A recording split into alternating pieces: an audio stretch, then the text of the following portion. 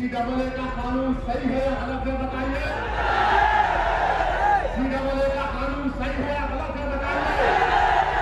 उठाकर बताइए। हमने पार्लियामेंट में उस कानून की बिल को फाड़ा, सही किया या गलत किया।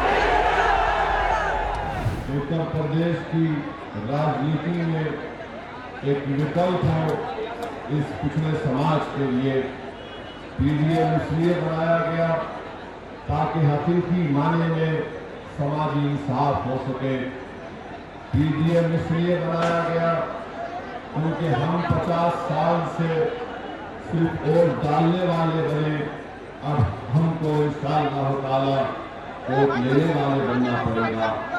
मेरे अजीज दोस्तों और बुजुर्गों, पार्लियामेंट में हमने क्या किया, किस तरह हमने आपके मसाइल को उठाया और आपके सामने। ट्रिपल तलाक का कानून मोदी जी ने बनाया और बल्कि नरेंद्र मोदी को फजीलतुल शेख बोलना चाहिए। हजरत मौलाना नरेंद्र मोदी।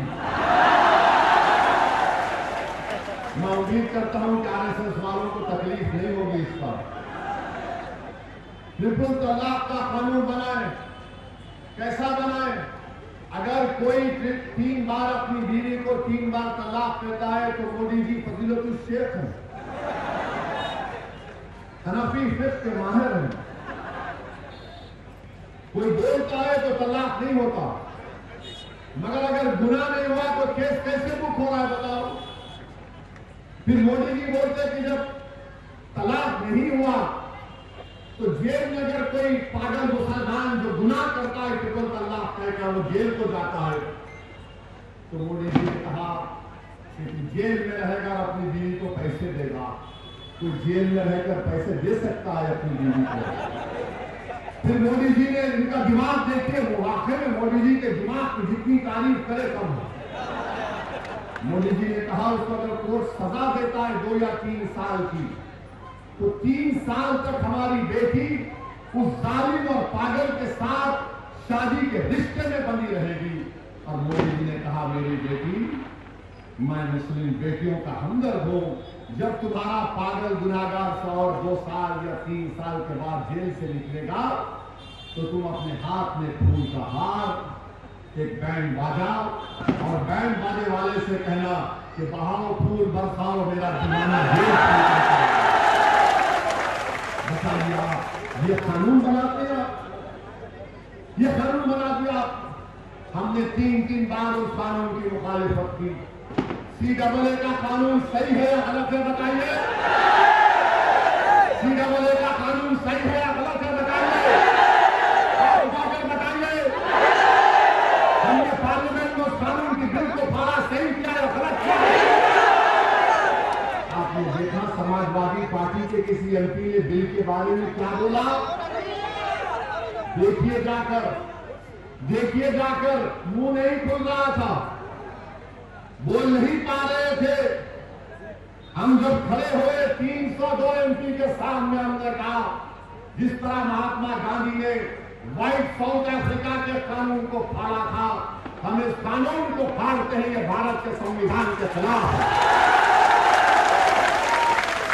मेरे भाई, इसीलिए हम आपसे कह रहे, हमारी बहन पल्लवी पटेल का भी हमने भाषण यूट्यूब पर सुना। जब वो असेंबली में बोलती है तो माशाअल्लाह बड़े बेहतरीन तरीके से बोलती है और बेदाग तरीके से बोलती है। अपने अल्फाज को चाप कर नहीं बोलती हो। तो हम आपसे अपील कर रहे हैं कि इस पीडीएम का साथ दीजिए।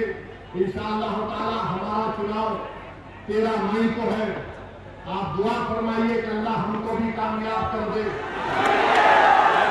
अब तो ईमान को किशनगंज से कामयाब कर दे, इम्तियाज जलील को पीछे से कामयाब कर दे और फिर पीडीएम के पूर्व उम्मीदवारों को अल्लाह आपकी ओर और दुआओं से उत्तर प्रदेश में कामयाब और कामयाब करे। तो 13 तारीख के बाद हम भी आएंगे।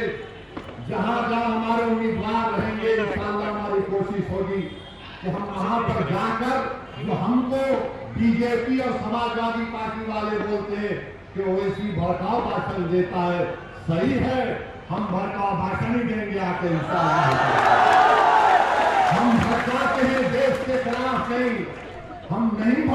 किसी समुदाय या मजहब के खिलाफ, हम भड़काते हैं उन जालिमों के खिलाफ जिन्होंने गरीबों का खून चूस कर उनकी जिंदगियों को हराम कर दिया। आपका हक है, आपका हक है कि आपको अपना हक मिले, आपको इंसाफ मिले। ये इंसाफ की लड़ाई के लिए हमने एक पहला कदम उठाया है। आपकी सरपरस्ती की जरूरत है, आपके साथ की जरूरत है, आपकी तारीफ की जरूरत है। और ये हम उस वक्त तक नहीं कर सकते जब तक कि आपका साथ नहीं मिले। आप तमाम से इस अपील करता हूं कि आप पीडीएम का साथ दीजिए और मोहतरमा कृष्णा पटेल साहिबा, हमारी पल्लवी पटेल साहिबा, हमारे प्रेमचंद बिन, बापू रामपाल, इन सब का साथ देकर सामाजिक न्याय को अमली जानेनामा पहनाने का काम हमको और आपको मिलकर करना है।